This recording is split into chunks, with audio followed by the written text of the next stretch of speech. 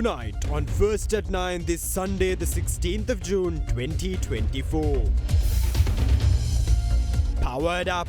President Ranil Wickremesinghe reveals plans to bring more power projects to Manna in partnership with India.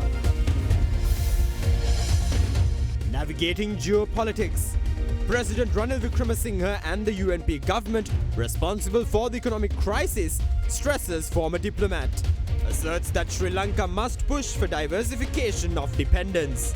It wasn't that we were over-dependent on China. We didn't balance off our relationship between India and China. A land like no other. Sri Lanka welcomes over 43,000 tourists within the first 2 weeks of June. ඔබේ විශ්වාසය දෙනු සෙන්සුරයින් දැන් ළඟමැති ෆාමසියෙන් ලබා ගත හැක. This is Derana First at 9. Live from Studio 24 in Colombo. Good evening and welcome to Derana First at 9. I'm Aditya Singh joining you live with the latest in Sri Lanka and around the world. Now in your top story this evening, President Ranil Wickremesinghe claims that he will work to ensure that benefits experienced by the country, which is now gradually moving out of bankruptcy, will be shared with the common people who were battered by the COVID-19 pandemic and the economic collapse which followed the pandemic. Addressing a gathering in Manna, President Wickremesinghe went on to say that property rights of housing units will be provided to 250,000 low-income earners currently residing in housing complexes designed for low-income earners in the Western Province. Meanwhile, the President also revealed that further development initiatives are expected to be implemented in Manna in the near future as Sri Lanka's economic cooperation with India broadens.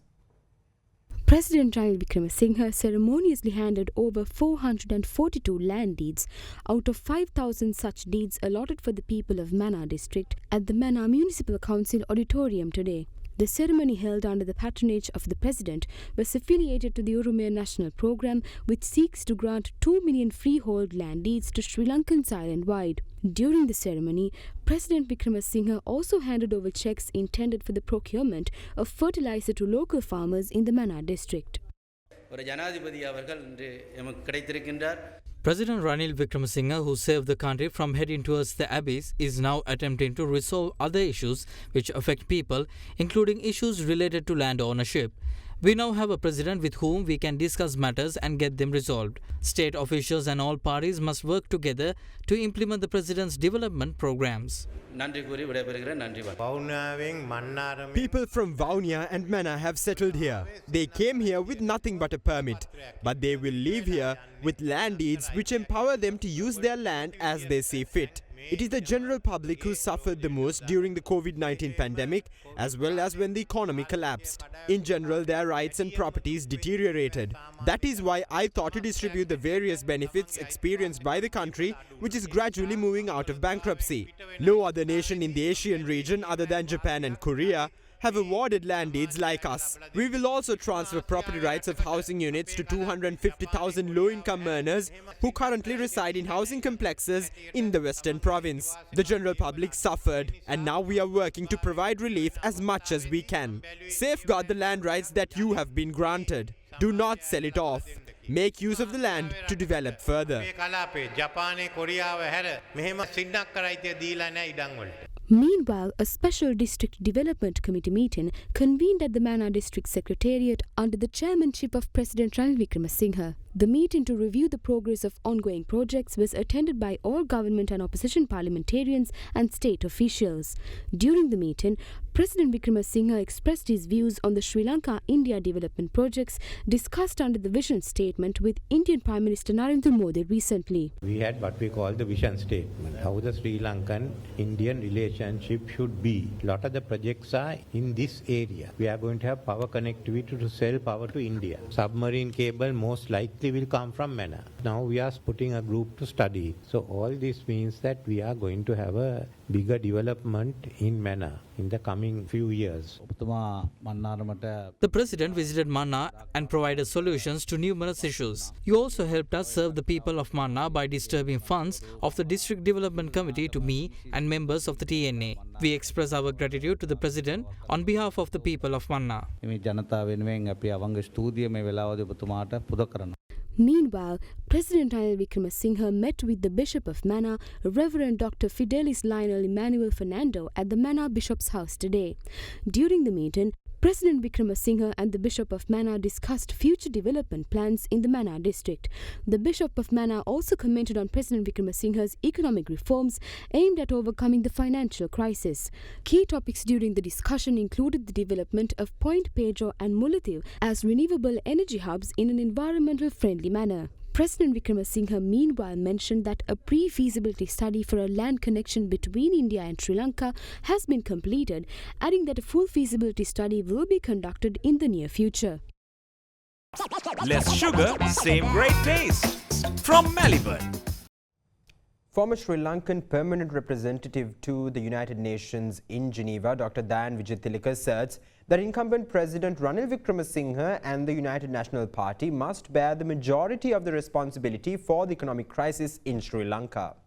Joining our current affairs program at Hyde Park with Indiva Yamuwatta, Dr. Jayathilaka called President Wickremesinghe Sri Lanka's main neoliberal leader and went on to claim that most policies being implemented under the guise of the IMF at the moment are President Wickremesinghe's policies, which were part of his policy agenda since the early 2000s.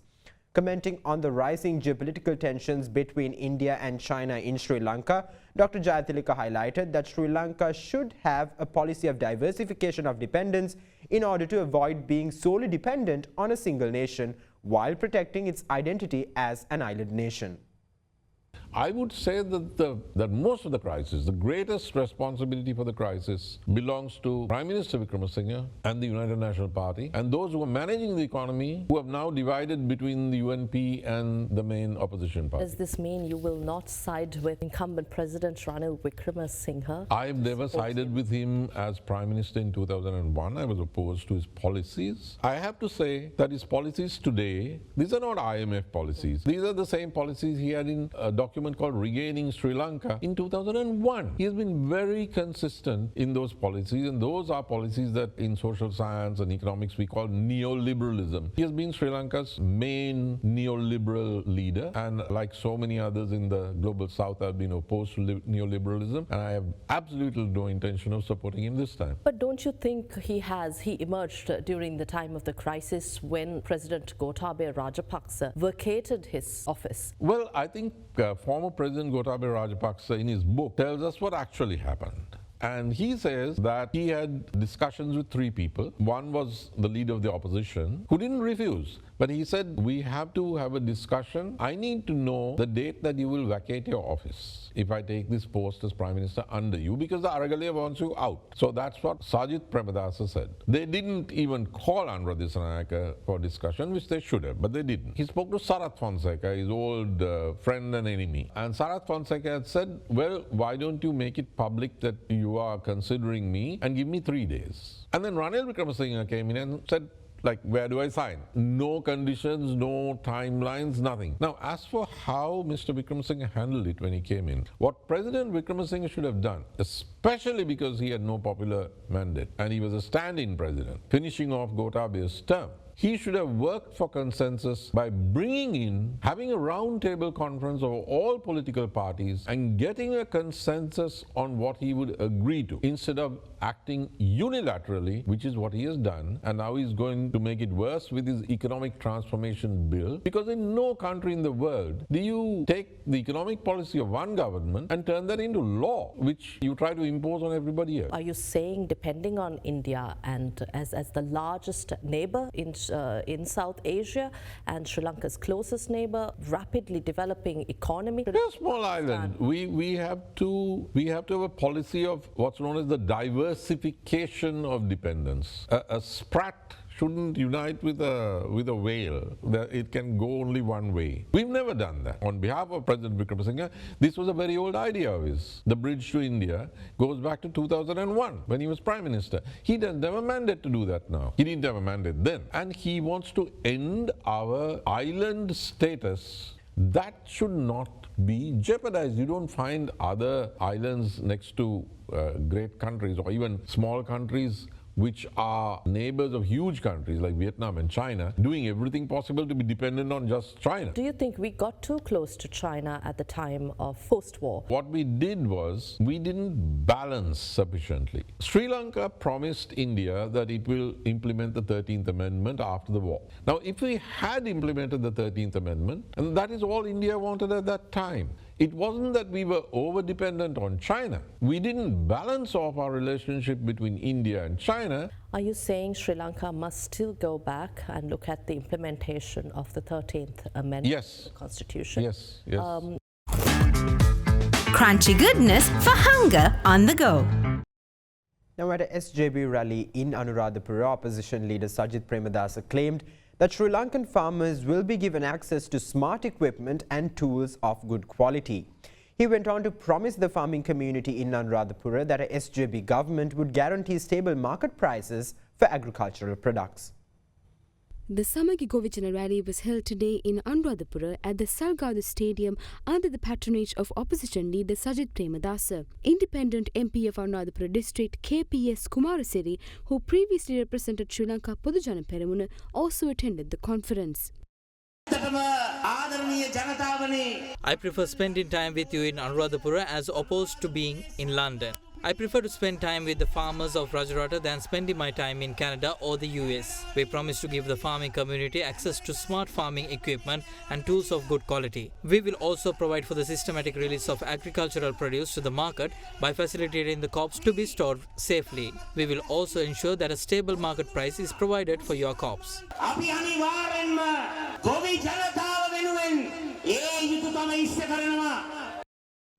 Leader of the National People's Power, Kumara Disanayake, assured that the existing provincial council system will be maintained under his government. Addressing a gathering, the NPP leader also revealed that the policy manifesto of the National People's Power will be released in the near future. The London rally of the National People's Power was held yesterday under the patronage of NPP leader Kumara Disanayake. Let's have a close look at Ranil's and Sajith's political camps. Mahinda Rajapaksa, who is the leader of the SLPP, supports Ranil Wickremesinghe. However, chairman of the SLPP, Professor G.L. Pires, is on Sajith's side. A fraction of SLPP's Viadmaga supports Ranil Wickremesinghe, while others, including Dr. Nalaka Godahewa, support Sajith Premadasa. Similarly, a fraction of the SJB is with President Ranil Wickremesinghe, while several of Ranil political aides have allied themselves with the SJB. It's almost as if the same fruit salad was put into two different cups. During the worst of times, even enemies get together. Similarly, both Ranil and Mahinda have each other's back at the moment. There's a wave heading towards them. What is that wave? That wave is the NPP and the large number of people who have joined the NPP. That wave has pushed those mainstream politicians to get on one stage. The presidential election will most likely be held either on the 28th of September or on the 5th of October. The next most pressing concern is the separation of powers. We are of the view that provincial councils should continue to operate the way they do at the moment. Why is that? As a political party, we don't recognize provincial councils to be a solution to this issue. However, despite our opinion regarding the matter, both Tamil and Muslim communities consider provincial councils to be a right that they have won. Therefore, Muslim and Tamil communities would feel as if their rights have been challenged if the provincial council system is abolished. It would result in an unnecessary conflict. As a result, we believe that the provincial council should operate the same way it operated in the past. ඔබලාගේ ප්‍රතිපත්ති ප්‍රකාශය එළි දැක්වීම තව තවත් ප්‍රමාද කිරීම තුළින් ඔබලාගේ ප්‍රතිපත්තිය නැති බව ප්‍රකාශනපත් වෙනවා. ඒ සඳහා ඔබලාගේ විසඳුම. It seems that people outside our party know our policies better than us. We expect to publish our policy manifesto as elections draw closer. Member of Parliament S.B. Disanayake says that the Sri Lanka Podujana Peramuna should enter into a political deal with President Ranil Wickremesinghe and appoint him as their candidate in the upcoming presidential polls. With that, let's take a look at some more views expressed in the political arena today. ශ්‍රී ලංකා පොදු ජන පෙරමුණ තමුන්ගේ The SLPP will appoint Ranil Wickremesinghe as their candidate in the next presidential election. They will also definitely ally themselves with several members of the SJB and other minor political parties. However, none of those will happen if the SLPP does not appoint Ranil Wickremesinghe as their presidential candidate. The president will come in third place if he contests without the assistance of the SLPP. The SLPP should proceed with patience. That applies not just to the SLPP but also to the Rajapaksa family, including MP Namal Rajapaksa. In my opinion, I suggest the SLPP to enter into an agreement with the president and nominate him as the presidential candidate. Ranil Wickremesinghe මැතිතුමා එක්ක කිසියම් ගිවිසුමකට ඇවිල්ලා ඔහු අපේක්ෂකයා කරගන්න ඕන හොඳයි කියලා තමයි මම හිතන්නේ. මට conditions 10ක් දීලා තියෙනවා. I was provided with 10 conditions which include the creation of employment opportunities and the development of the country's economy. I have already made plans essential in that regard. I serve as a member of parliament representing the SLPP even now. I am still a member of that party. Let's see what will happen in the future. We still have 115 days more for the presidential election. තව ජනාධිපති වරණයට දවස් 115ක් විතර තියෙනවා. ලොකු මඩක් ගහගෙන යනවා මේ Harsha. There's an ongoing rumor saying that Harsha De Silva is going to join another party. Everywhere we go, people always advise us to not to join other parties. Regardless of whatever is said by anyone, we were always loyal to one party. We will not join another party. We will continue to support Sajith Premadasa. අපේ ජයග්‍රහණය තියෙන්නේ සජිත් ප්‍රේමදාස මහත්තයත් එක්ක. රනිල් වික්‍රමසිංහ ජනාධිපති වරණයක්. As the election draws closer, Ranil Wickremesinghe as well as his supporters are attempting to deceive the public. People have rallied with the NPP expecting a change. We strongly believe that the NPP can win the upcoming election. ජයග්‍රහණය කරන්න පුළුවන් කියලා අපිට තද විශ්වාසයක් තියෙනවා.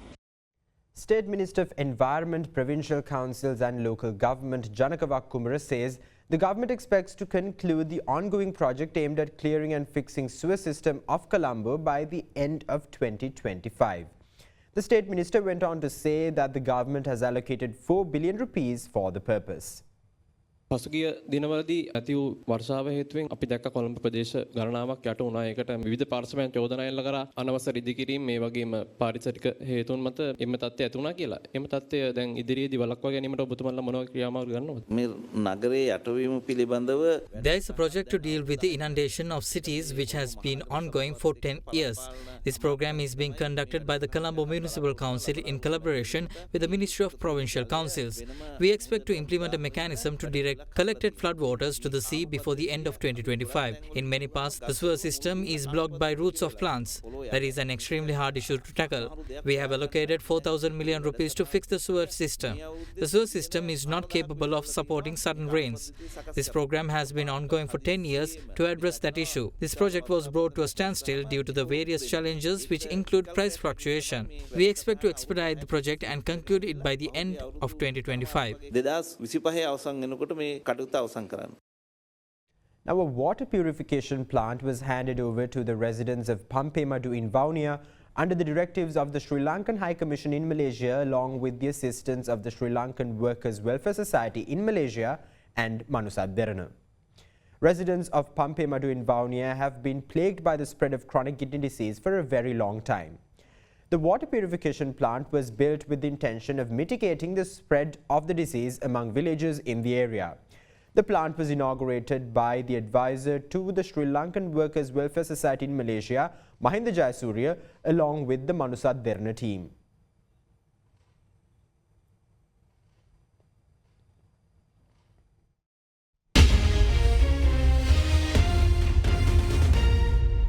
Welcome back. Now, before we head to our business segment, let's take a look at some local news in brief.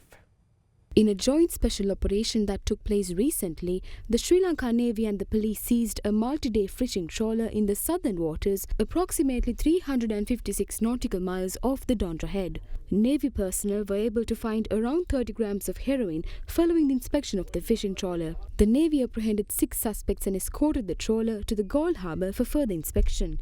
Later, 130 parcels of heroin were found concealed in the hull of the trawler, weighing about 131 kilograms and 754 grams. The apprehended suspects have been identified as residents of the Dondra and Gandhara areas and aged between 23 and 43 years. During naval operations conducted so far in 2024, Sri Lanka Navy managed to seize narcotic substances valued at over 13,210 million rupees. Meanwhile, the chief guard of a train travelling from Colombo Fort to Trincomalee fell off the moving train in the Ganemulla area this morning, disrupting the railway operations on the main line today. The driver of the train noted the absence of the chief when he did not receive the signal from the chief railway guard to resume the journey after the train reached the Gampa railway station. The chief guard has since been hospitalized and is now in stable condition. A 20-year-old youth was brutally murdered following a personal dispute during a musical show in Kaluthara. It is reported that the murder was conducted using a sharp weapon.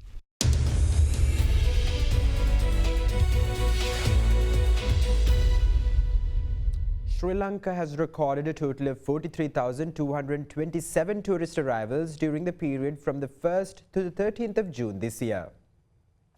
According to data released by the Tourism Development Authority, 43,227 tourists have visited Sri Lanka until the 13th of June.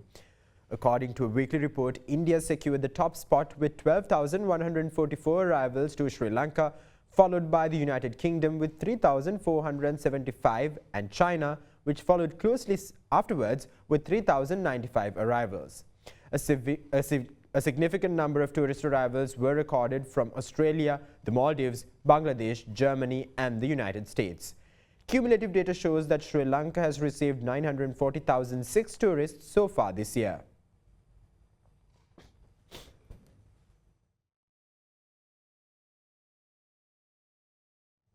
Sri Lanka's Coconut Development Board data showed that the average coconut prices went up 1.5% to 77,314 rupees for 1,000 nuts at an auction on the 13th of June. Coconut prices rose 20% compared to May at the weekly auction. The highest price was 86,200 rupees for 1,000 nuts at the 13th of June auction, up from 82,700 rupees, while the lowest was 66,000 rupees for 1,000 nuts, down from 67,000 rupees. A total of 844,787 coconuts were offered at the auction, while 732,443 were sold. Wholesale prices were 95 to 110 rupees for large nuts and 85 to 90 rupees for small nuts in the week to the 13th of June.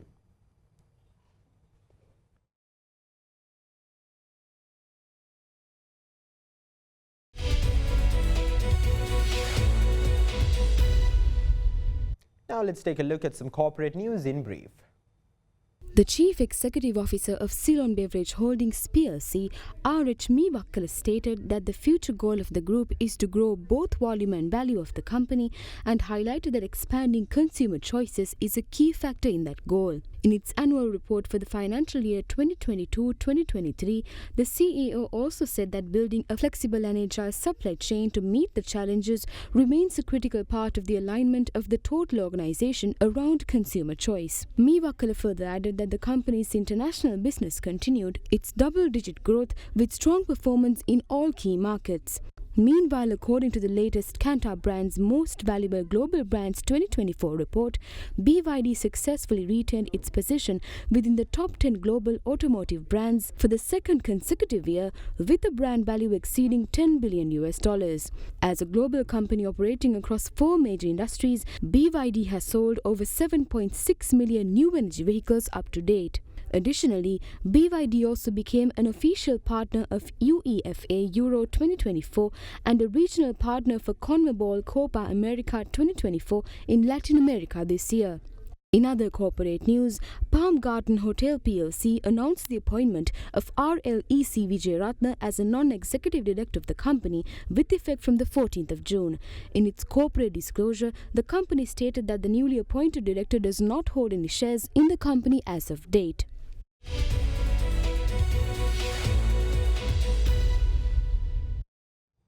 Now in some international business news, despite sanctions that were imposed by Ukraine and the Western allies, Russia has managed to overtake the US and become the largest LNG supply in Europe. This was the first time Russia overtook the US as the largest LNG supply in Europe in almost 2 years. The sudden change that has taken place in May reveals Europe's dependency on gas from Russia. In February 2024, Russia reduced its pipeline gas supplies to Europe as the country unleashed a full-scale invasion in Ukraine. In the aftermath of the invasion, Europe stepped up imports of LNG with the US as a major provider. United States overtook Russia as the largest gas supplier in Europe in September 2022 and since 2023 has accounted for about a fifth of the region's LNG supply. However, according to data from the Independent Commodity Intelligence Services, Russian piped gas and LNG shipments accounted for 15% of total supply last month to the EU, England, Switzerland, Serbia, Bosnia, and North Macedonia. Meanwhile, LNG from the United States made up to 14% of supply to the region, marking its lowest since August 2022. The reversal has come around due to a general uptick in European imports of Russian LNG. However, experts state that the reversal might not last since Russia will be able to ship LNG to Asia via its Northern Sea route later this year. Another noteworthy factor is the end of the transit agreement between Ukraine and Russia by the end of this year, putting at risk flows through the route. That's all the news we have for you tonight. Thank you. Have a great night.